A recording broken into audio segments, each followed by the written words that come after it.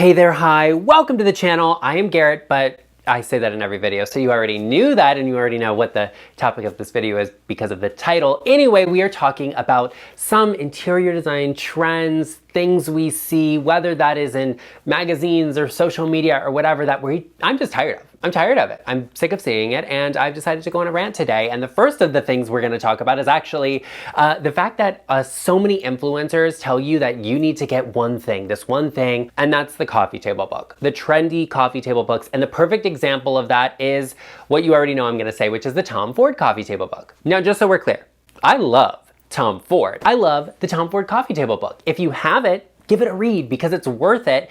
If you're not interested in Tom Ford though, why do you have the book? And let me tell you what, that's not an inexpensive book. And if you're not interested in it, why would you have bought the book? And that's what we see on social media just all of the time, everywhere. And I'm so sick of it. It's like you have the book because you think it makes you look bougie and luxurious, expensive. And the book was expensive, so I know that you spent the money on it, but like, why? What was the point? Okay, so you have the Tom Ford coffee table book. If I ask you about it and you don't know anything, girl, I'm gonna call you out. Okay, I know everything there is to know about Tom Ford because I followed his career. I follow everything he does, and I think it's amazing. Let me ask you, have you seen Tom Ford's new $50+ million house in Palm Beach? It's everything. It's amazing, fantastic, and I'll bet you he bought it off the back of that coffee table book because everyone told you you needed to have it, but now everybody that told you you needed it is telling you it's tacky, it's dated, it's this, it's that, it's whatever, and it's to the point where like, I have the book, yes, I like the book, okay, but I can't put it out there because now everybody thinks it's out because everybody oversaturated the market with it or whatever. I'm so sick of it. I'm tired of it. Get books that are interesting. Get things in your house that are interesting. I like fashion coffee table books too because I'm interested in that, and I think actually one of my favorite coffee table books is the Louis Vuitton one. If you're interested in history or French fashion or the history of companies, go get that book and read it. It's a really, really good book to read, but it's also a book everybody has. The same thing with the Chanel book. Like, we get it. They're luxury designer brands and labels, and that's great. It's not necessary. Get things that are interesting in your house because it tells us something about you. And if you have a coffee table book there that you don't know anything about, and then I try and start a conversation with you about because I know something about it, you don't know it. So it defeats the purpose of having it there. It doesn't have to be an architecture book. And I'm so sick of that too. It's like, people are like, oh, you know, I'm a design influencer, so I only have architecture books.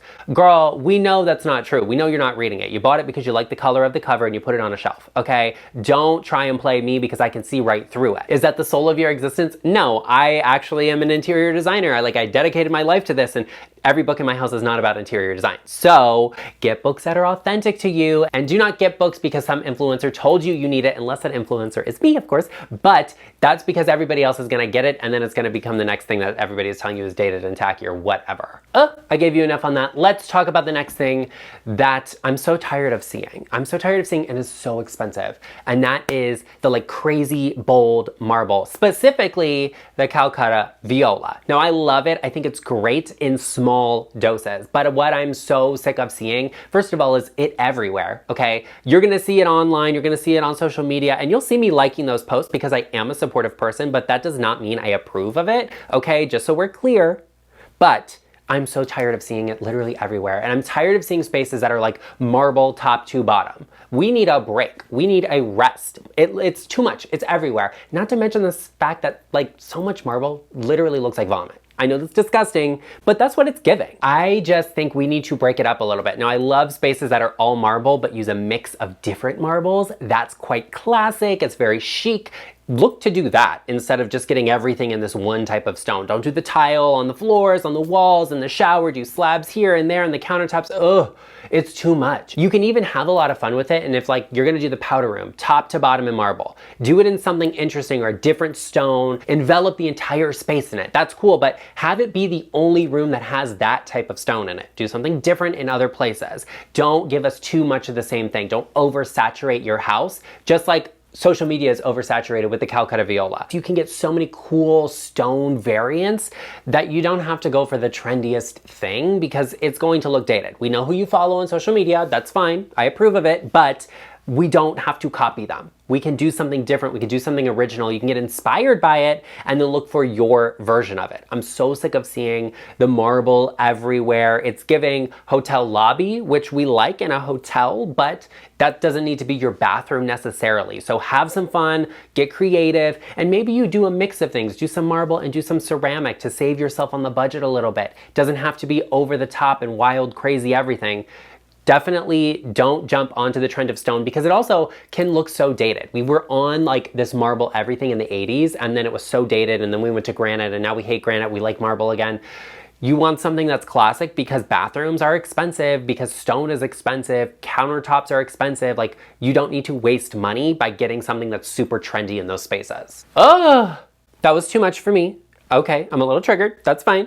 We are talking about something else now, and I'm reminded about bathrooms. You know what I cannot stand. I'm so sick of seeing. I have one of the most iconic rants on the internet about this, are floating countertops. I do not like them. I do not like them. There's no storage. Where's your stuff? Where are you putting your things? Okay, don't invite me into your bathroom because if there's no storage, like I'm gonna be like, where is her stuff? Like, she's crazy, okay? Where is all of it going? I don't like floating countertops. And so many people on that video, it was my how to decorate your bathroom and like what not to do or something that's dated. I will link it up here in the cards and in the description box for you.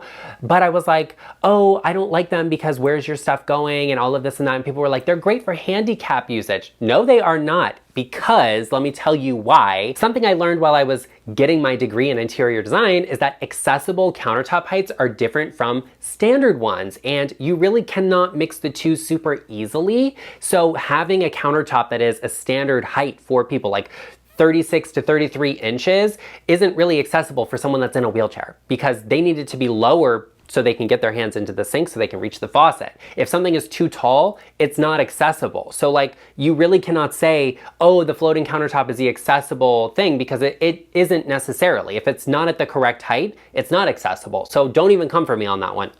But I don't like the floating countertop because it just doesn't look like it's attached to anything. It doesn't look stable to me. It looks like it's gonna fall off the wall. Not to mention the fact that now you have all of this open space underneath with no storage. Like, where are you putting your stuff? Where's it going? Like, are you just leaving it on the countertop and it's gonna look a mess? I can't handle it. And this is so expensive. It's so expensive to do. You may have to add supports into your wall. You're gonna have to have custom stonework done. It's so much money to put into something like that for it to look like it came out of a public restroom. If that's your vibe, that's fine. Like, now I just don't think it looks like it looks good in photos. I will give it that. But in reality, like if you're functioning in that space, where are you putting your stuff? I have things that I need to put somewhere, like where are you putting the extra towels? Where are you putting your hairdryer? Is it just all on the counter because it's a little cluttered, a little messy for you to have spent that much money on a minimal space for it to be cluttered and full of your stuff? Like, I just don't get it. Now, I do like a floating countertop if it's braced between two walls and it's a really thick apron front on it. I think that looks good. It looks substantial. It looks luxurious, and you can even like light it underneath and it looks really cool. But this like thin little thing that has a vessel sink on it, no, I don't like that at all. Now that I have triggered myself so much, I need to take a little break before we move on to the next topic. Where is Albert? I need to snuggle. Oh, there goes my little boy. There he goes. Hi. Yes, I know. Oh, you're so cute. Such a little cuddly thing. Are you a sleepy boy? I know, I woke you up. You were sleeping with your brothers. But I wanted to cuddle. I wanted to see you.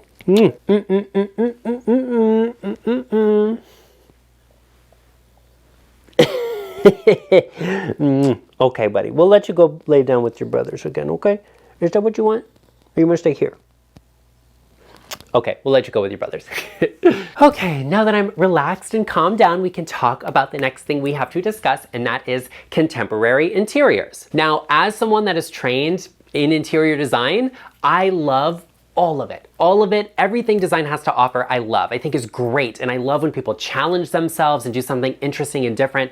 But contemporary interiors are this like area of design right now that people love and hate. I love to watch like house tours on YouTube, and it'll be like people that are doing real estate listings and everything, and they always look at a contemporary house and they're like, this is the most groundbreaking thing. It's so amazing. I've never seen anything like it before. And it's giving it like, let's be real. Contemporary interior design is literally just squares. It's just squares. Okay, and people act like it's so groundbreaking, and I'm like, it's giving square. It's giving square, it's giving rectangle, it's giving a 90-degree angle, it's giving geometry, and we love that, but it's not like some revolutionary thing. This has been going on since like the 50s with contemporary design. It's not like that groundbreaking of a thing anymore. And people will go on these house tours and you look at the comments on the pages and they'll be like, I could actually live in that place. Like, it literally looks exactly the same as everything else. It's not groundbreaking, it's not revolutionary, it's squares. And I think that's great if you like it. Let me backtrack a little bit so I don't offend everyone with a contemporary home. I think they're great and I do like them, but I don't like when people are like, don't get this, instead get this. And it's like a contemporary sofa. They're like, this is so amazing, it's so great, it's groundbreaking, and it's literally just a bunch of squares stacked on top of each other, okay? Modern design, contemporary design does not have to be boring. It doesn't just have to be squares. It doesn't have to just be curved shapes either. Like, you can have so much fun with contemporary design. If you look at desert modern design, it's very contemporary, very chic and interesting, but there's warmth, there's texture, there's character. There's probably like an agave plant somewhere, and I love that for them. But it's not boring like some of these gray contemporary interiors are that people love to act like are groundbreaking. Don't get me wrong, I love to mix traditional and modern design, and I think contemporary and modern design mix so beautifully as well, but it's like, give us something interesting, give us something unique, bring us like one vintage piece. Like, I love a vintage rug in a contemporary space. I think it brings so much warmth and character. It can be so interesting, but when everything is this like blocky contemporary vibe, don't try and gaslight me and tell me that it's groundbreaking, because like, I don't mean to say that it's not groundbreaking or amazing, because I'm sure for some people it is, but do not try it with me. Like, the only one that can gaslight me is myself. And you're not gonna be able to do it with this interior design, this contemporary design. It's not happening. There's nothing wrong with that if that is your style, and I love that for you, but come on, like, give us something interesting, give us something different, give us something a little fun. I like to see contemporary furniture in a traditional space, or you know, some traditional elements, or maybe some like really interesting pieces from the 1970s in a really contemporary space. That's cool, it's different, it's an interesting take on the space. I don't think the architectural style of your house has to necessarily match all of the furniture in the space. I think when you do that, everything can look a little over-designed, but contemporary design, it's this kind of interesting area where things are happening, but people love to say it's like groundbreaking, and it's like, it's literally a white square. It's a box, maybe it's gray, and it's giving us the crypt, okay? I love that for you if that's your vibe. Ultimately, I love contemporary design. I think it's great when you do something interesting with it, when you're pushing the boundaries of it. When we have things that are just basic squares,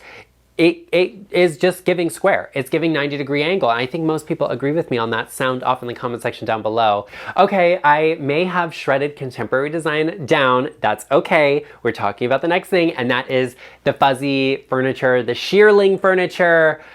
It's so expensive and it's such a trend, and I just already know it's gonna be so dated, and I don't want you to get caught up in that, because I don't wanna have to fix it later.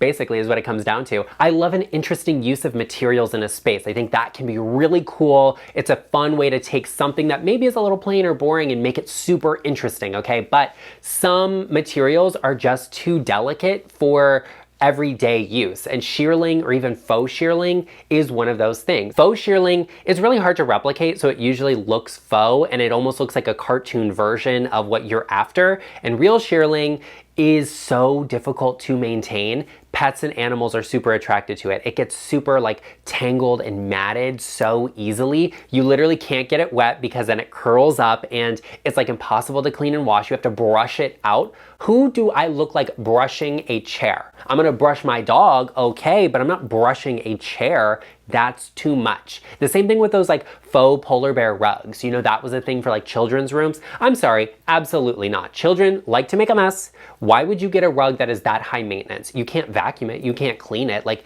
it gets so nasty so quick and dirty. Like, why would you spend so much money on a chair like that? These are not like, oh, a $500 chair, which is still expensive. These are like, oh, you know, that is only $10,000. It's only $12,000. Literally, I sat on a daybed once that was shearling, and I think it was like $12,000 or $15,000. And I was like, oh, nope, it's a little too much for me to be sitting on, and I left. Like, don't get me wrong, I could buy it, okay, that's one thing, but I would never do that, because like, why would you spend that much money on something brand new that has no collectible value whatsoever? It probably doesn't really have much resale value, because it's gonna look terrible after you've actually used it. And on top of it, it's super high maintenance. These things look really cool in photographs, really cool in social media. Like you see hotel lobbies that'll have a really interesting artistic chair in shearling. Like, okay, that looks cool. Or like you'll see something cool on Instagram or social media or whatever, and they look fun and they look nice. And it's like, that's an interesting element to bring to the space. It's not usable though. It really can't be used on a regular basis. I'm not gonna be snuggling up on it, reading a book, like barefooted, because then your feet are on it, you can't clean it, it's a mess, like it's gonna get all tangled up. I just can't with the fuzzy furniture. So maybe you look for the alternative, and maybe it's worth getting something like a mohair, a cotton velvet, or another interesting fiber for that. Suede is also not a great option because it's impossible to clean. Those really, really delicate materials are sometimes the most expensive. That doesn't mean they're the most durable. So be on the lookout for what upholstery you're seeing online, what people are doing, because it's a great trend, it's very fun, it's interesting, it's different, but it's not really realistic for an everyday home. Now that we talked about things that you probably should not get, let's talk about things you might have in your home that we're ready to let go of. Check out this video right over here, and I will see you over there.